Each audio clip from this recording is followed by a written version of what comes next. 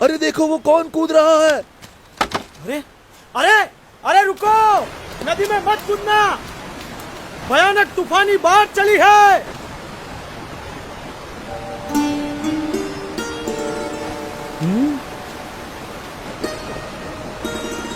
अरे कूदे तो मर जाओगे, वापस आओ, रुक जाओ, ठहरो, मर जाओगे। कहाँ गया? लगता है पानी के भंवरों ने उसे खींच लिया, डुबो दिया। इतनी भयानक बाढ़, उसका जीवित रहना असंभव। मर गया बेचारा। कहाँ गया वो बच्चा? कहीं नजर नहीं आ रहा। राम राम।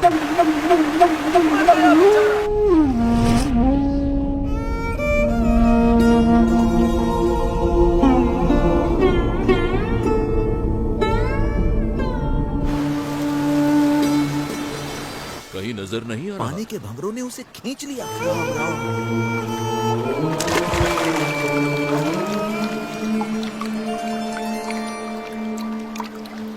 भयानक बाढ़ में उसका जीवित रहना असंभव है। बेचारा। अरे पता नहीं कौन होगा ये वो। कैसे बच गया? अरे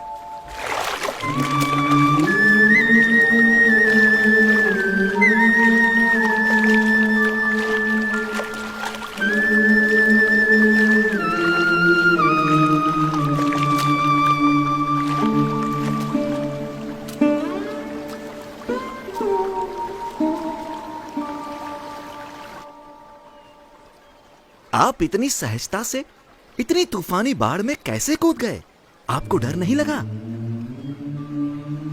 भीतर की शांति ऊपर के तूफानों को भी शांत कर देती है। ऊपर के तूफानों से डरोगे तो भीतर की शांति कैसे पाओगे?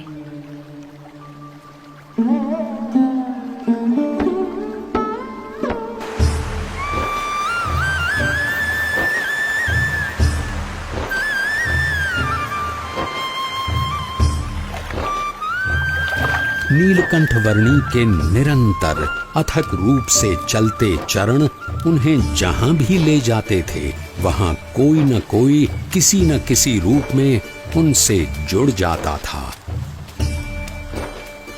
बरेली गांव में भी कुछ ऐसा ही हुआ। अरे पिछले साल तो इतनी बाढ़ आई थी कि गांव के सारे घरों में पानी घुस गया था। यहाँ तक कि हमारे खेतों में भी फसल बर्बाद होते होते रह गई थी। हम भी अपनी भेड़ बकरियों को बड़ी मुसीबत से बचा पाए थे। वैसे भी कुदरत के सामने हम क्या कर सकते हैं? जो भगवान चाहेंगे वही होगा, सब उसके हाथ में है। हाँ, सो तो है। हरि करे सो होय, जगत में हरि करे सो होय। चाहे करे नर कोटि उपाय, करता दूजो कोय जगत में हरि। अरे रुक क्यों गई? गाना। हाँ? कितना प्यारा बच्चा है। केवल बच्चा है या कुछ इतना छोटा बालक और योगी?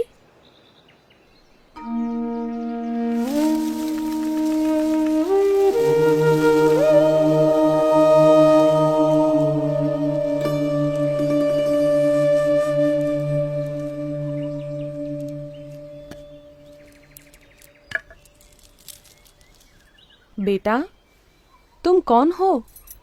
तुम्हारा नाम क्या है? यूं तो सारे नाम मेरे ही हैं, पर आप चाहें तो मुझे नीलकंठ बुला सकते हैं। नीलकंठ? पर तुम यहाँ क्या कर रहे हो बेटा? तुम्हारा घर कहाँ है? उस घर का तो मैं त्याग कर चुका हूँ, फिर भी मैं जहाँ भी हूँ घर में ही हूँ, क्योंकि मेरा घर तो सारा विश्व है। पर इतनी छोटी उम्र में तुमने अपनों को क्यों छोड़ा? सबको अपनाने के लिए, जो भटक गए हैं उन्हें घर वापस लाने के लिए। तुम हो तो इतने छोटे से, पर बातें बहुत बड़ी बड़ी करते हो।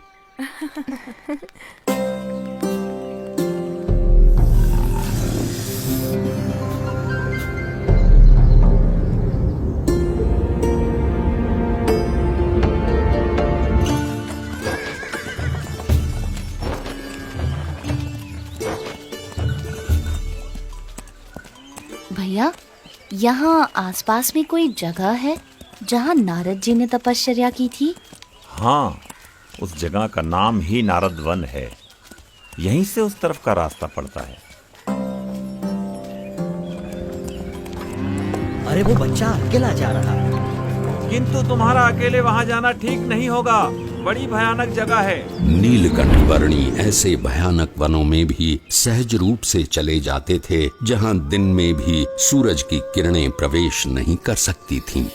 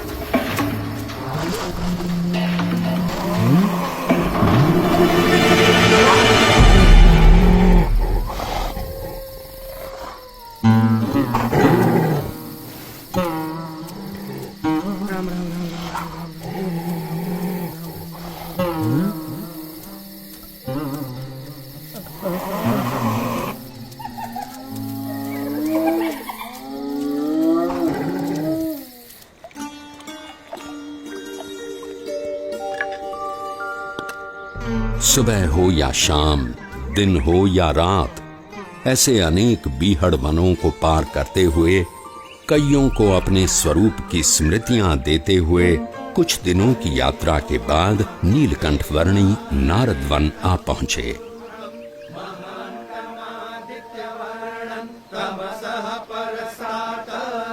तमेव विदित्वाति मृत्युमेति नान्यः पंथा विद्यते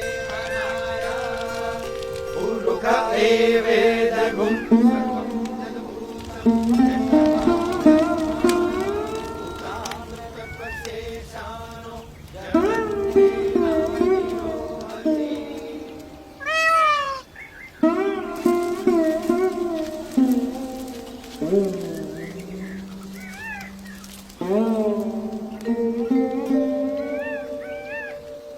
आपके दर्शन मात्र से प्रतीत होता है कि कई वर्षों से जिनका स्मरण हम अपने हृदय में करते आए हैं, वो भगवान स्वयं आज हमारे समक्ष प्रकट खड़े हैं।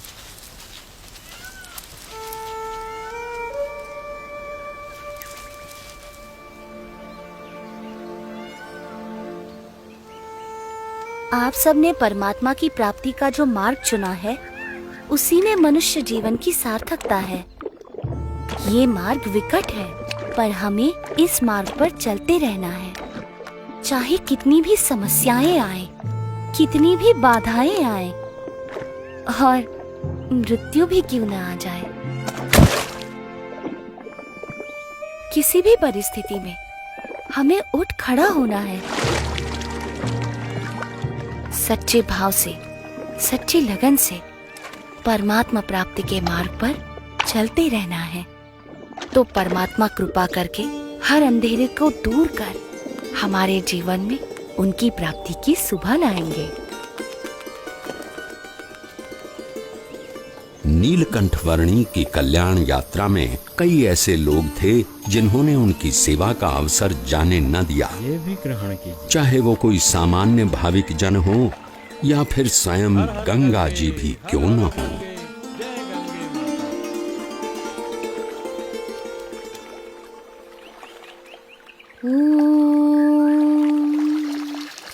भूर्भुवः स्वः तत्सवितुर्वरेण्यं